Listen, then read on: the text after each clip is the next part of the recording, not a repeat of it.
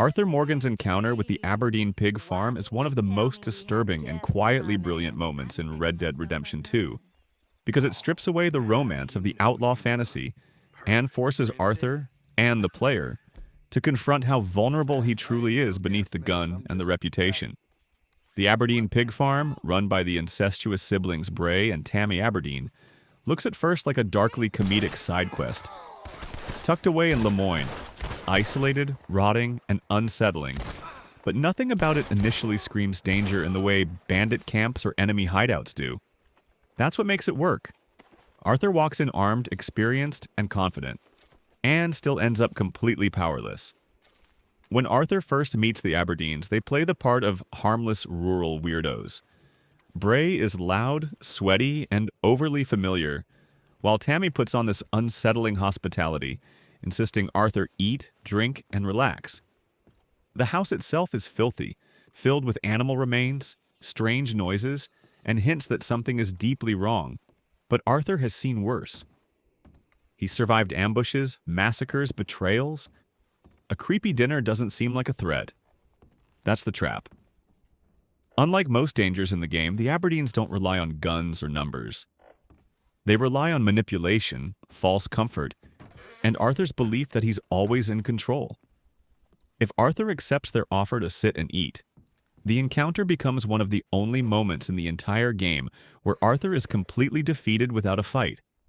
He's drugged, robbed of all his money, and dumped into a mass grave filled with corpses of previous victims, all stripped, mutilated, and fed to pigs.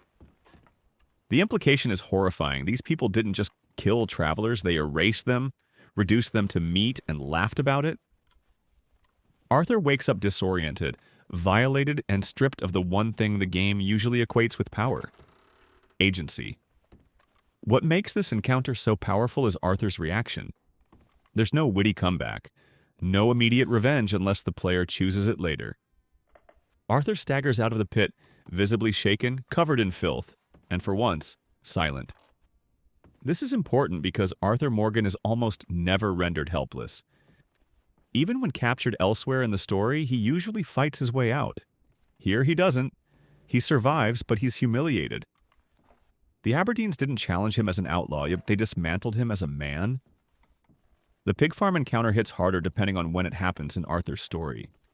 If it occurs earlier, it feels like a cruel reminder that no matter how dangerous Arthur thinks he is, there are evils in the world that don't play by his rules. But if it happens later, after Arthur's tuberculosis diagnosis, the meaning deepens. Arthur is already grappling with his mortality, his fading strength, and the realization that his body is betraying him. Being drugged and dumped like an animal reinforces his growing fear that he's losing control over his life, his future, and even his dignity. There's also something deeply symbolic about the Aberdeens targeting travelers instead of fighters. Arthur isn't attacked because he's an outlaw. He's attacked because he's human, because he trusts, because he sits down at a table. The pig farm represents a kind of evil that Arthur's way of life can't protect him from. Guns don't matter when the danger comes disguised as kindness. That realization lingers far longer than the event itself. The aftermath is just as important. Arthur can return to the pig farm and confront the Aberdeens, killing them and reclaiming his stolen money, which they hide behind a painting of their mother. Another grotesque detail that reinforces the rot at the core of that household. When Arthur does kill them, it isn't triumphant. It feels like cleaning up something diseased. There's no honor, no satisfaction, just necessity. Some players even choose to leave them alive initially because the encounter feels less like a challenge to overcome and more like a scar the game wants you to carry. What elevates the Aberdeen Pig Farm encounter beyond shock value is how it fits Arthur's arc. Red Dead Redemption 2 is a story about the slow stripping away of illusions, about freedom, loyalty, strength, and control. The pig farm strips Arthur down literally and figuratively. It shows that survival doesn't always mean winning, and that being strong doesn't make you untouchable.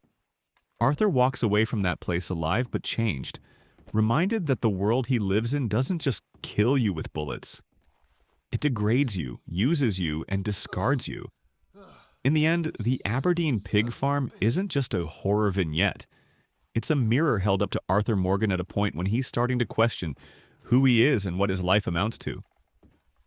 For all his sins, Arthur isn't a monster like the Aberdeens. He takes lives, but he doesn't dehumanize them for pleasure. The difference matters, and the game makes sure you feel it. By the time Arthur rides away from that farm, whether he takes revenge or not, there's a sense that he's seen something too ugly to forget. And it quietly reinforces why, when given the chance later, Arthur chooses to spend what little time he has left trying to do something decent. Arthur's encounter with the Aberdeen Pig Farm also stands out because it's one of the few moments in Red Dead Redemption 2 where the game directly confronts the player's assumptions about safety and choice. Up until this point, the game has trained you to believe that danger announces itself clearly. Red dots on the map, hostile dialogue, guns drawn. The pig farm breaks that contract. There's no immediate hostility, no warning music, no obvious threat. The danger comes wrapped in politeness, food, and conversation. Arthur choosing to sit down, drink, and let his guard down isn't framed as stupidity. It's framed as normal human behavior. That's what makes the betrayal sting so much harder.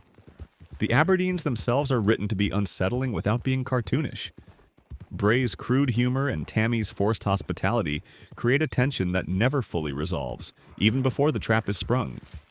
Their incestuous relationship is implied through dialogue and environmental clues, not sensationalized, which makes it feel more real and more uncomfortable. The house is filled with bones, bloodstains, and filth, but Arthur doesn't react strongly to any of it because he's lived among death his entire life. The irony is that his familiarity with violence makes him underestimate a different kind of evil, one that doesn't need to draw a weapon. There's also a grim thematic link between the pig farm and Arthur's own self-perception. Arthur repeatedly refers to himself as a bad man, someone who deserves what's coming to him. Being drugged, robbed, and dumped in a pit like slaughterhouse waste almost feels like the world agreeing with that belief. The pigs consuming human remains mirrors Arthur's fear that his life has been nothing more than consumption and destruction, leaving nothing meaningful behind. It's not subtle, but it's effective. Another reason this encounter lingers is because it violates something sacred in the game's design. Arthur's money. Money in Red Dead Redemption 2 represents freedom, options, and progress. Losing every dollar you've earned, possibly thousands, creates genuine panic and anger, emotions Arthur himself likely feels in that moment.